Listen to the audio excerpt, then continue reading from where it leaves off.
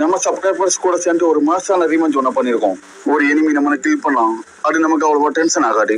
ஆனா அந்த எனிமி நம்ம அடிச்சுட்டு தேவையில்லாம எமௌண்ட் போட்டா அப்போ வரும் பாருங்க ஒரு வெடி, அது எல்லா பிளேஸுமே வரும். எரிச்சலாவே இருக்கு எனக்கு, நம்ம நாள் முழுக்க எரிச்சலா இருக்கு.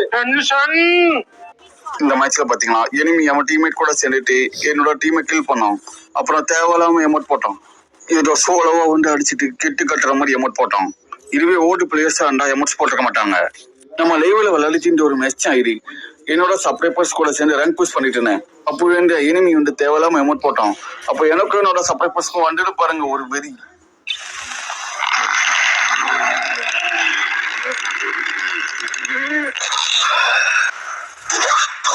நானே என்னோட சப்ஸ்கிரைபர்ஸ் கூட சேர்ந்து விளையாடுறேன்னு சந்தோஷமா விளையாடிட்டு இருந்தேன்.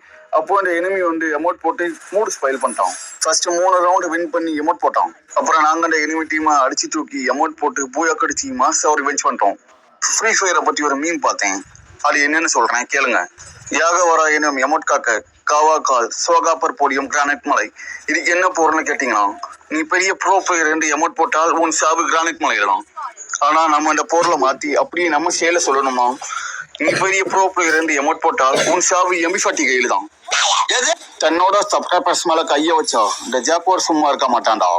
அவன் போட்ட எமௌண்ட்டை அவனுக்கே திருப்பி கொடுத்துட்டோம். கொஞ்சம் எமௌண்ட்டை பாருங்களேன். நல்லா வின் பண்ணிட்டு இருந்த அவனோட டீமை அவனை எமௌண்ட் போட்டு